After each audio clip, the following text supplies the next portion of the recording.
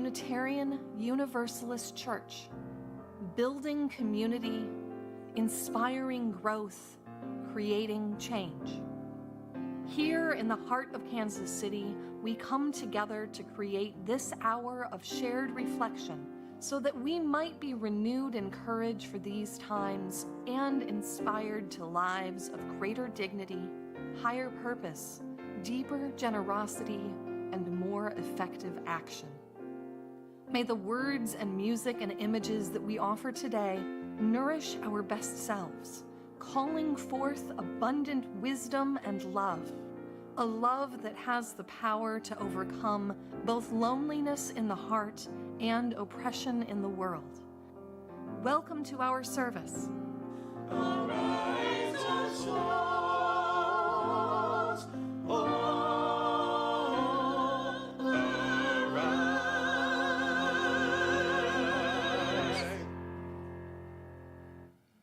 Good morning. I'm Don Dickey, a member of All Souls.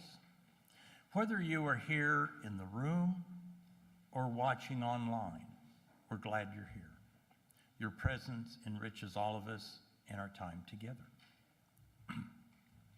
We are a Unitarian Universalist congregation. Our tradition is a large tent with room for many beliefs and approaches to the questions that matter. It is our values of inclusion, compassion, and justice that hold us together.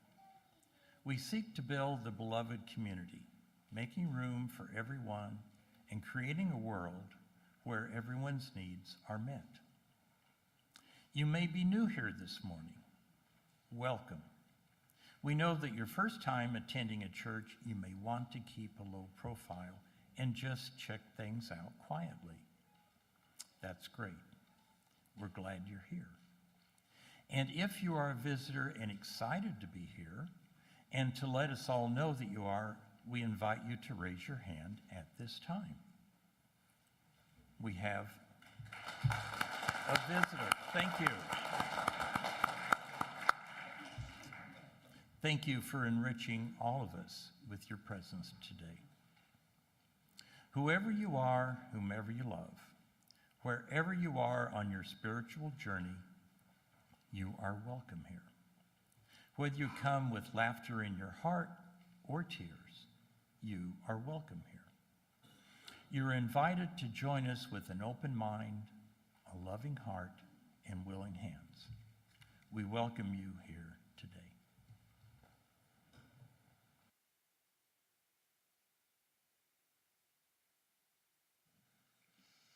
It is good to be together this morning. Our opening words are by Peggy Clark. Oh, we give thanks on this precious day, this day of celebration, of welcome, of thanksgiving. We give thanks for the many people in this room. We give thanks for the many cultures, races, genders, abilities, and generations in this room. We give thanks for the many religious paths, spiritual truths, ways of knowing in this room. We are warm and dry. We are in this moment surrounded by people who want us to thrive, who want us to be joyful, who want the world we dream about to be realized. We have so much for which we give thanks on this precious day. Let us worship together. Please rise in body or spirit and sing together our first song, We Give Thanks.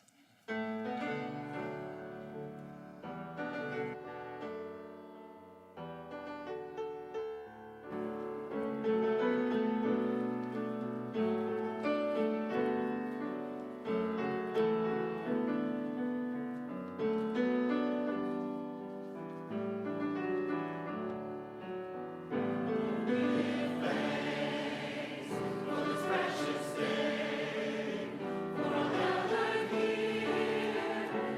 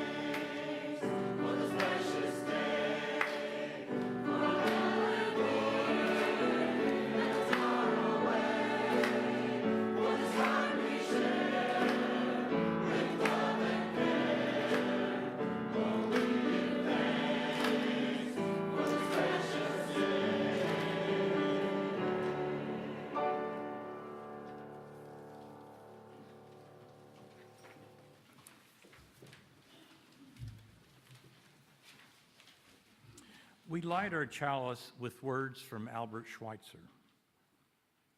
At times, our own light goes out and is rekindled by a spark from another person. Each of us has cause to think with deep gratitude of those who have lighted the flame within us.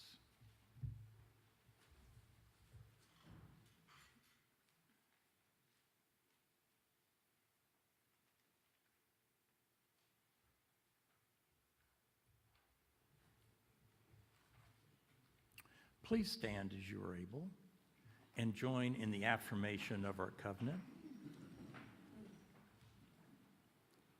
Together we affirm, goodwill is the spirit of this church, and service is its law. This is our great covenant, to dwell together in peace, to seek the truth in love, and to help one another. Please be seated.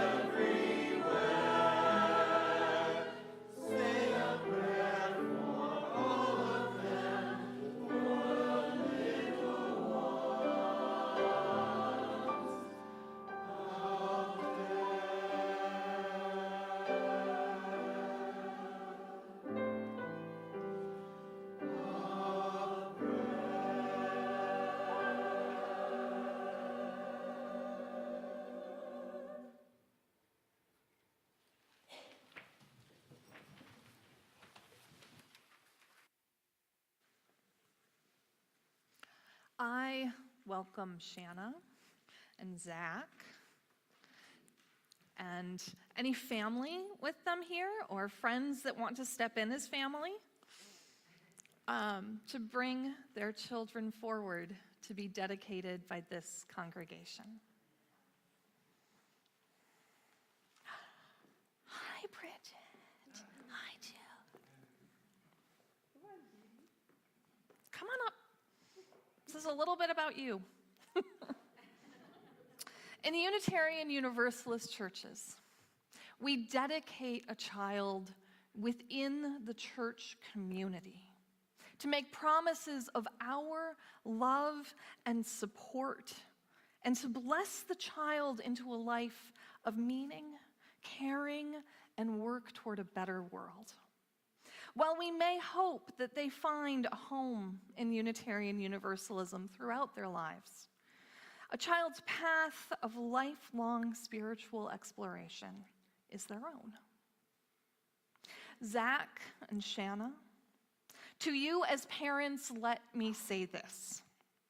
In presenting your children at this service, you invite all of us to share some of the joy and responsibility that is yours as parents. You seek our support in your dedication to the task with love and guidance of fostering the fullest unfolding of the personalities of your children. Now, your task, as you know, may not always be an easy one.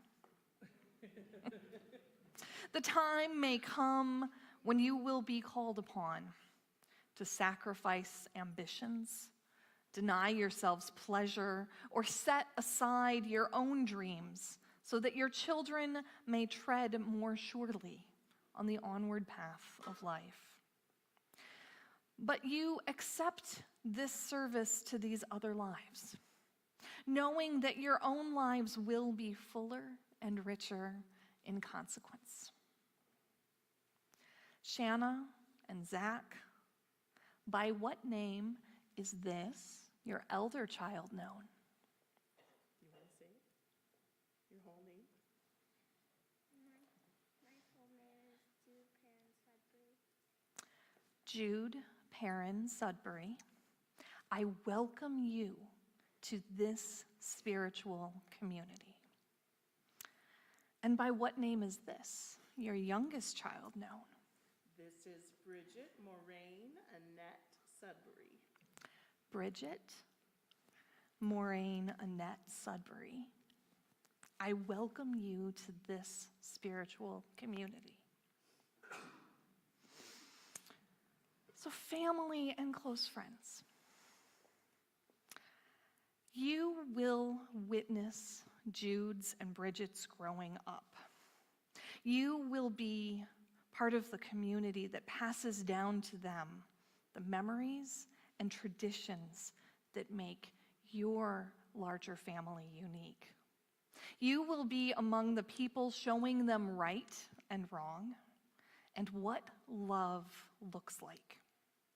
When called upon for support by Shanna and Zach, or when called upon by Bridget or Jude, will you answer with integrity and love?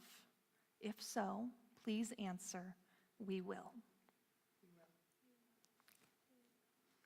Congregation, I invite you to stand in body or in spirit. Friends gathered here, by virtue of being part of this beloved community, you too declare your loving purpose to welcome Jude and Bridget into your hearts and into the life of this congregation. As a congregation, will you endeavor to show them through word and action what compassion, justice, and healing look like? And knowing that it takes a village to raise a child, when called upon for support by Zach, and Shanna. I think I put Jude and Zach together. Or by Jude or Bridget. Will you answer with integrity and love? If so, please respond, we will. Thank you. You may be seated. In dedicating you this morning, Bridget and Jude, I use two elements.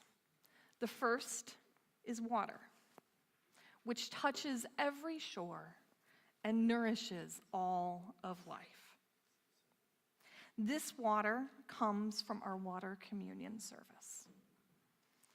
The second element is roses, which is unique in all of its natural beauty, separate and distinct from all other roses and flowers found in creation, to express our hope that all your life long you will unfold and blossom just as you must, in all of your unique and natural beauty. The florist removed all of the thorns, but I intended to only remove some of them, as a reminder that while we do our best to protect you from harm, your life will also know pain and sadness. So, Jude.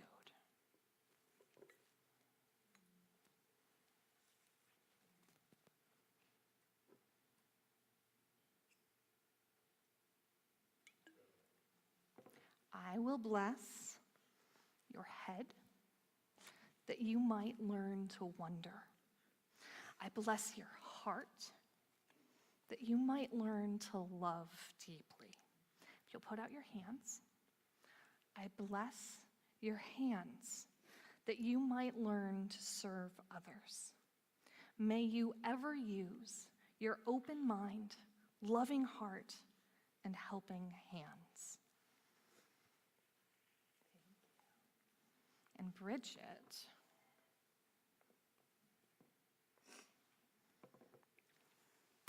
I bless your head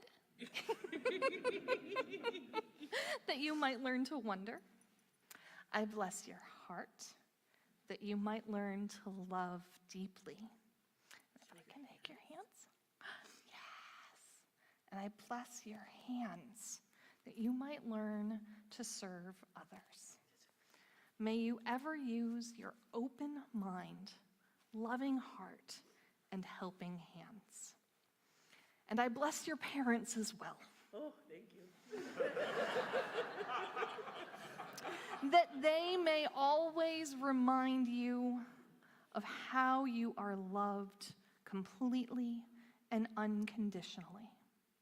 I bless you both in the name of love, the search for truth, and the work for justice. May you feel held always by the love of your family and this community. Amen. And I have a final blessing for all of the children. We wish for you a storm or two, that you may enjoy the calm. We wish for you tranquility in time of trial. We wish you a cool breeze on a warm day and pale white clouds, that you may better appreciate the blueness of the sky. We wish you darkness, that you may see the stars. We wish you anticipation of high adventure, and we wish you the courage to avoid battle. We wish you a sense of wonder and poetry and music. We wish you companionship, that you may appreciate solitude. We wish you a friend who will understand you, and understanding so that you may have a friend.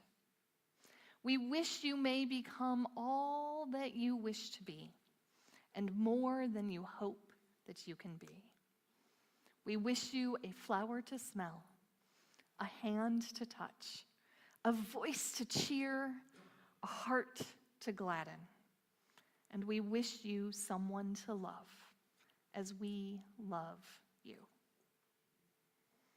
Let us celebrate these children that are officially part of our community.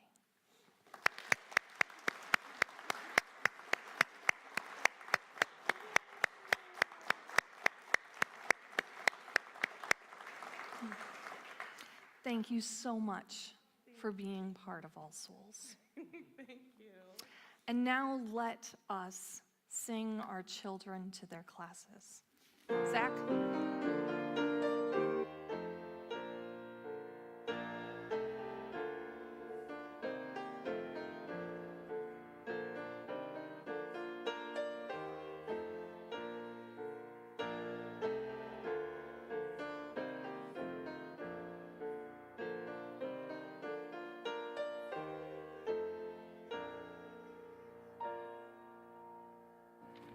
Good morning. 45 years ago today, I became a member of All Souls on November 23rd. I have had many life-enhancing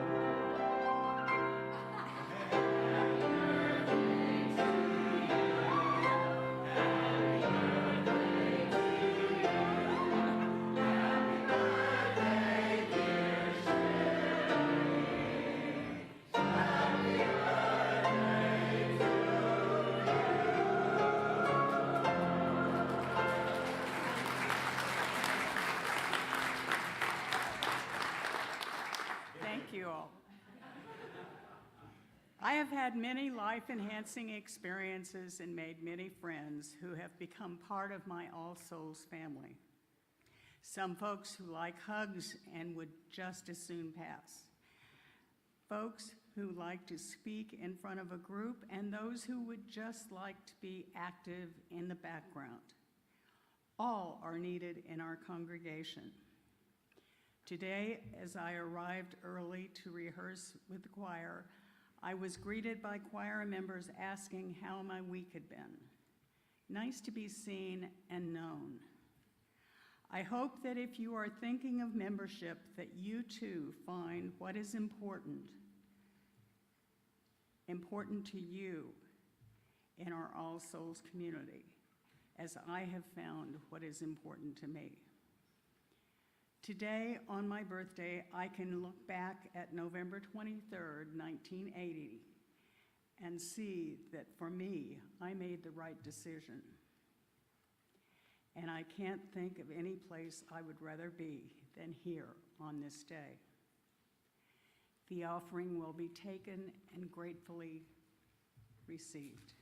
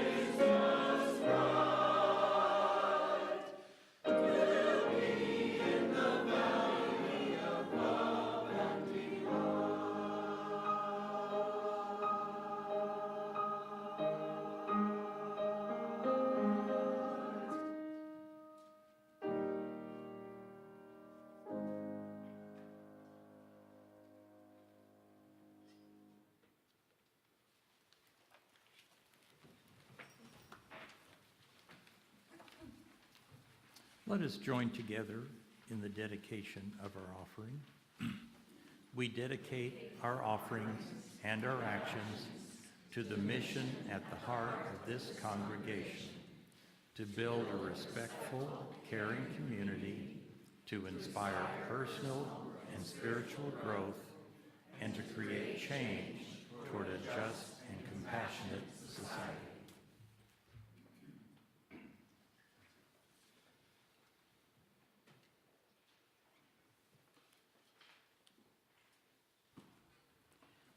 Gratitude by Swiftwalker.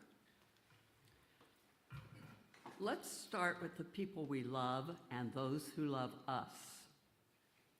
Thankful they are in our lives, obliging us to open our hearts. Let open hearts embrace the earth, the sea, and soil, and stars. Blessed by bold beauty, the bounty of being. Then, with hearts open to beauty, let us embrace the arts and the generation of learning that we should have wisdom. Let what wisdom we have wan and wanting, lead us to strive so the seventh generation hence can live more fully. It is in that work and that alone that we can express our thankful spirit. May we make it so. For the opening to make it so, let us be grateful. Amen.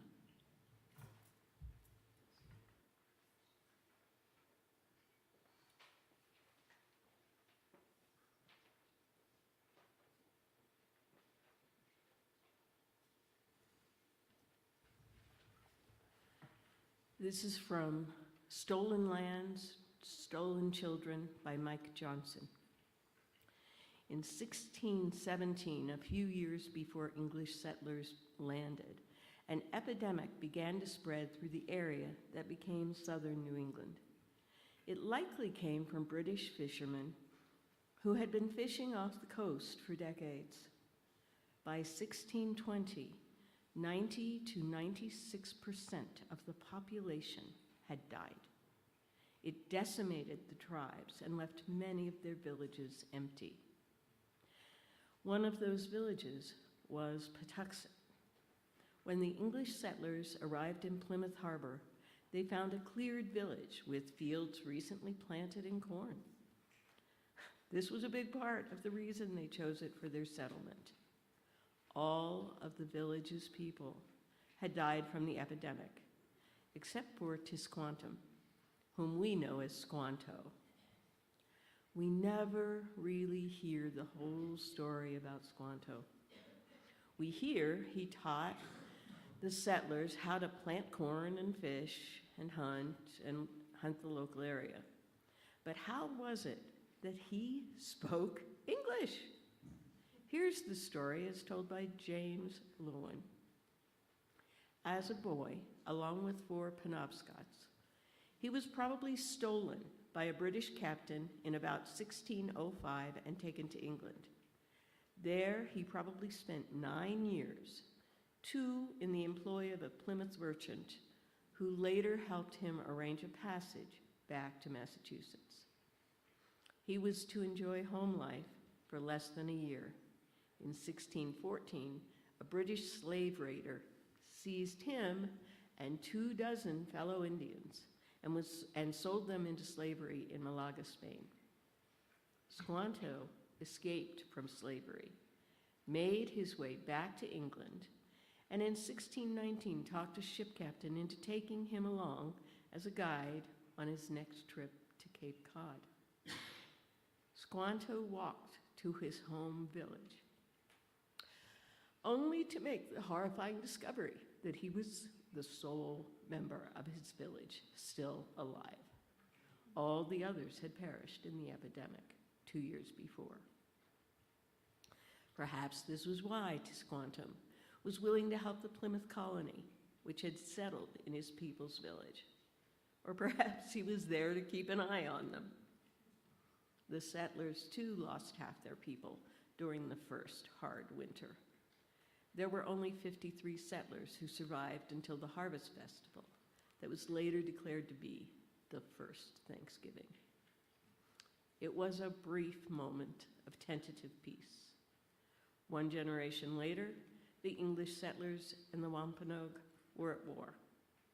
For many Native people in our time, the day called Thanksgiving has become a day of mourning for the hundreds of years of losses suffered by their people.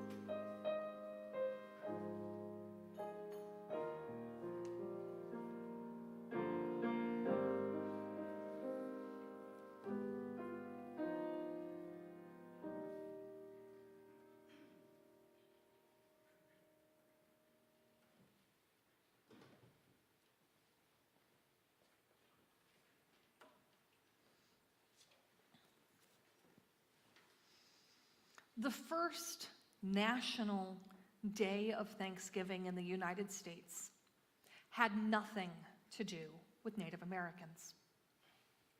George Washington decreed it during his presidency, and it was a day for fasting, reflection, and prayer.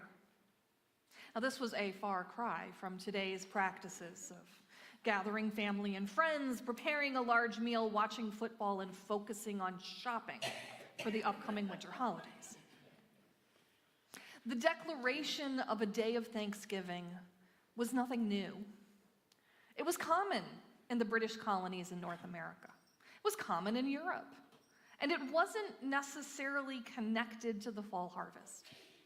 Over time, various presidents would declare a day of Thanksgiving somewhat randomly, and states established their own practices and times that one would be held. But there was no annual national holiday.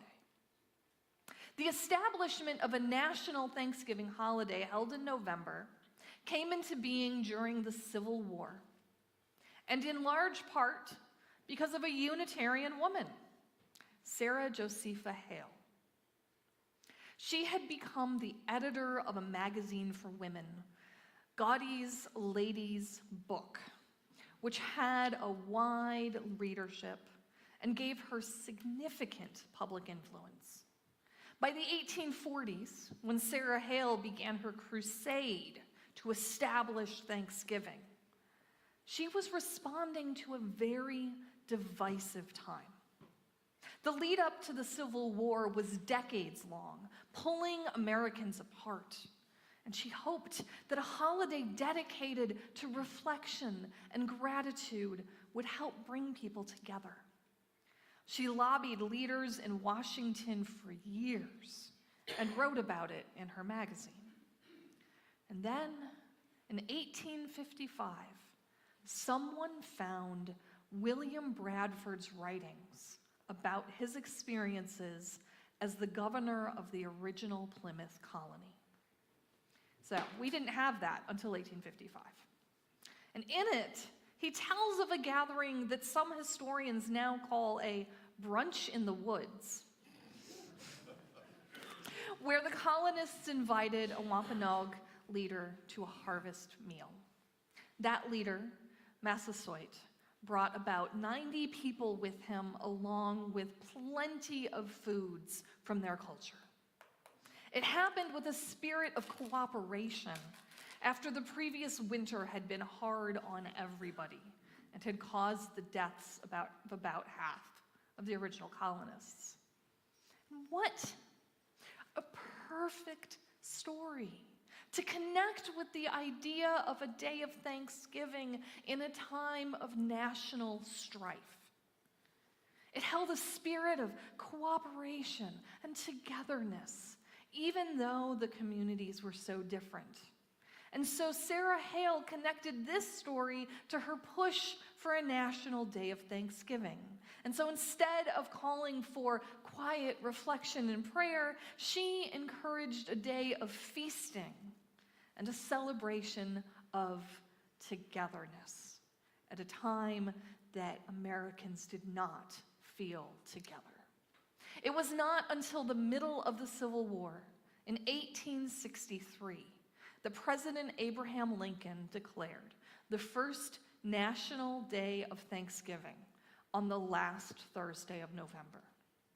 It came with this story of colonization, of how wonderful these early settlers were to their neighbors, an origin story for a country that brought people together, an attempt to quell the extreme divisiveness. It didn't really do that.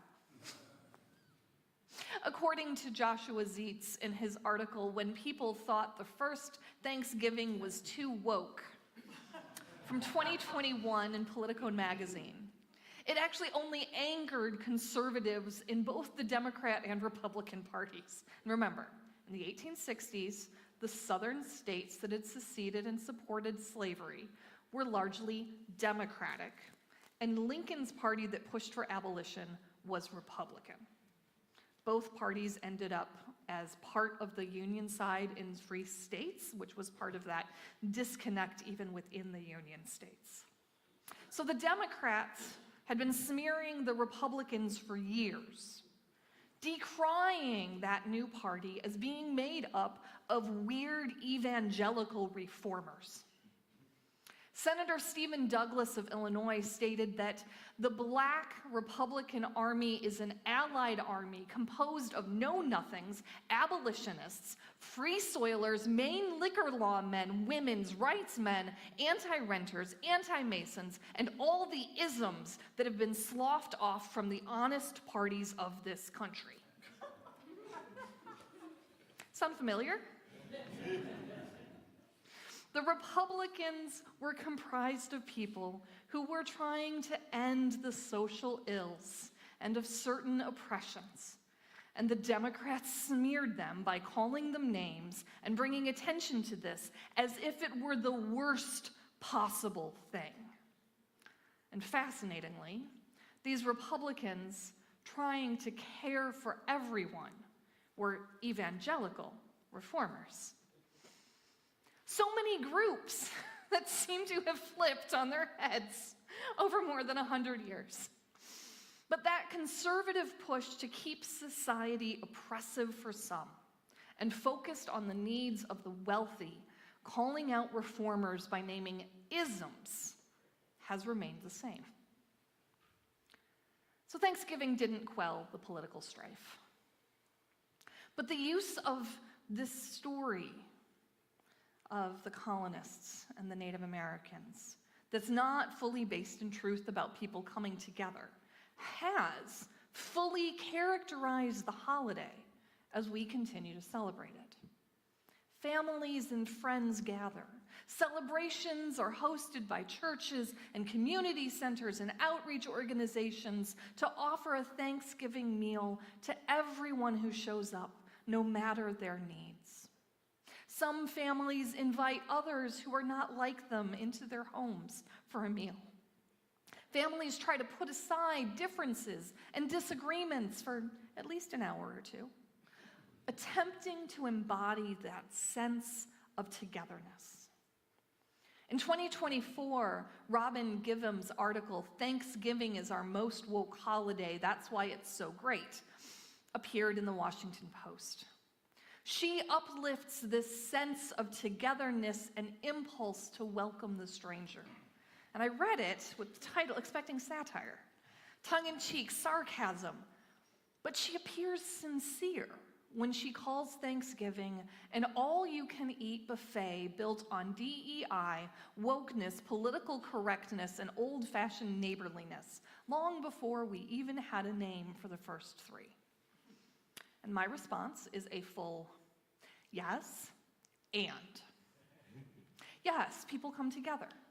And there is nothing politically correct about how we use this tale written by a colonizer about something that happened in 1621.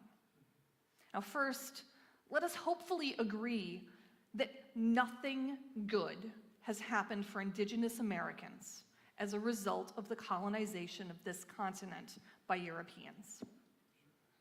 Early on, colonizers brought disease that wiped out entire villages, such as the Wampanoag village that the colonists from the Mayflower found conveniently empty.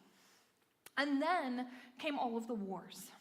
So many wars and battles and skirmishes over centuries as the push of white supremacy and white manifest destiny refused to accept that the indigenous people deserved to live on the lands that they had inhabited for millennia. And let's be honest, the white supremacy impulse that refused to accept that the indigenous people deserved to live. The efforts of this country, of white supremacy, led to horrific forced relocation, schools designed to torture Native children and eradicate indigenous culture, and systems that imposed extreme poverty and reliance on government support. Nothing has gone well for indigenous societies since colonizers showed up and exerted power and oppression. Nothing. Unless it has been efforts by indigenous people to improve indigenous lives. Thursday is a day of mourning. Mourning those indigenous people throughout history who have been killed, enslaved, made sick, starved, forcibly marched, executed, harassed, impoverished, and demeaned. Do not for a moment believe that the modern U.S. has actually improved the situation. We have pushed it under the rug, out of our minds, and continued the practice of further breaking treaties, denying the needs, and expecting assimilation. Canada attempted some level of reconciliation, but fell shy of restitution and restoration. The U.S. hasn't even tried. This is the truth that we must hold along with the impulse to uplift togetherness and celebrate prosperity with gratitude. This is the challenge to somehow hold two disparate truths at the same time, like wave-particle duality. Both exist simultaneously. As Unitarian Universalists, we uplift pluralism, generosity, and interdependence, values that connect to a story of different peoples coming together to share a meal. Values that uphold the need to work together and to live together in peace. Aspirations that we share with those evangelical reformers of the mid-19th century called out for their support of the isms. And at the same time, our Unitarian Universalist values call us to equity, transformation, and justice. Values that require us to recognize the hard truths, to let them sit with us, to mourn a history of violence and intolerance, to become angry over what colonization and white supremacy have done. And of course, to truly further these values, we must then act on the truth that we have found. This is our challenging spiritual discipline. We must hold all of this at once. We cannot ignore the truths of our past and around us now, or pretend that it is not true, as the traditional telling of the story of Thanksgiving at Plymouth urges us to do. Thanksgiving cannot simply be something lovely about people coming together. We cannot teach our children that this story was indicative of anything normal at that time or for centuries afterwards. We cannot let the superiority of colonizers be the whole story. And for goodness sake, let us stop schools from holding culturally inappropriate events based on this story. Native American is not a costume. The Pilgrims are not the heroes of the story. And so, within our own hearts and minds, we must completely rework what we were taught as children into something that includes the larger truth. We must start by deconstructing the stereotypes and the white supremacist stories that we internalized at an early age. And I recommend watching television shows now made by indigenous creators from indigenous perspectives.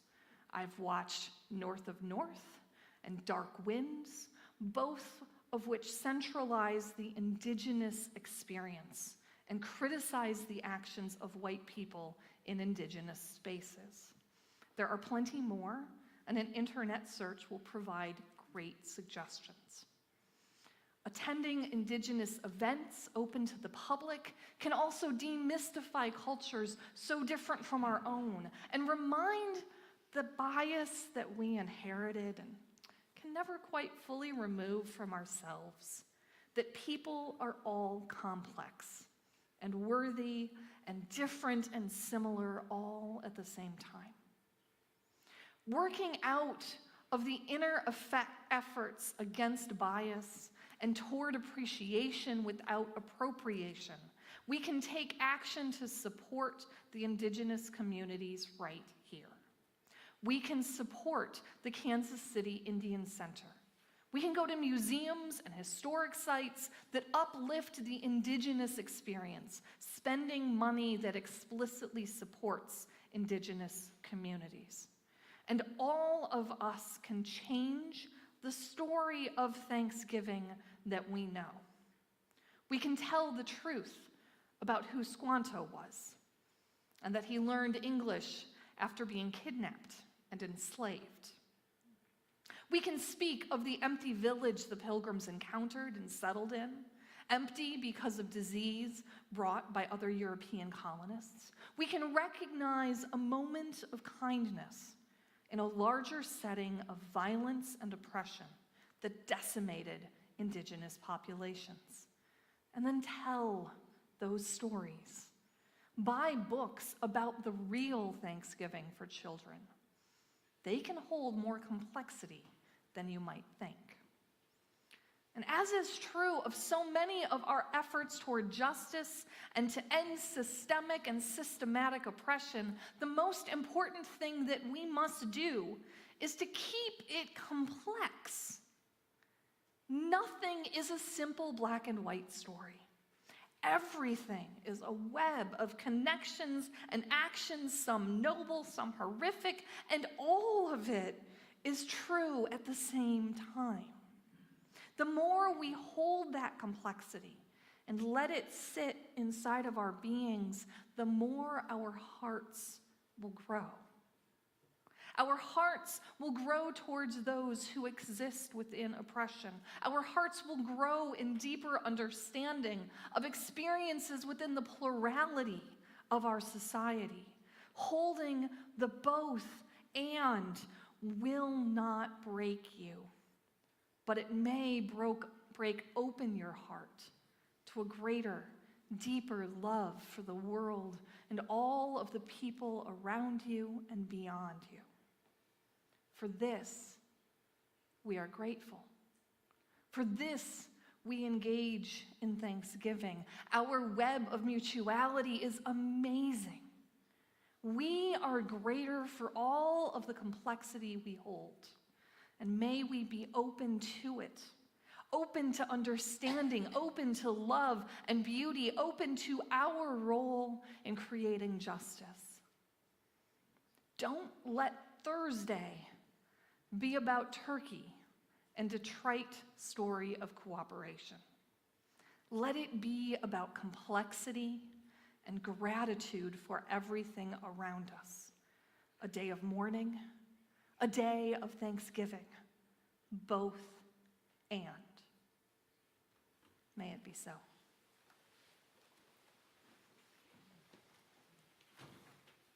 Please rise by your spirit so that we may sing When Our Heart is in a Holy Place.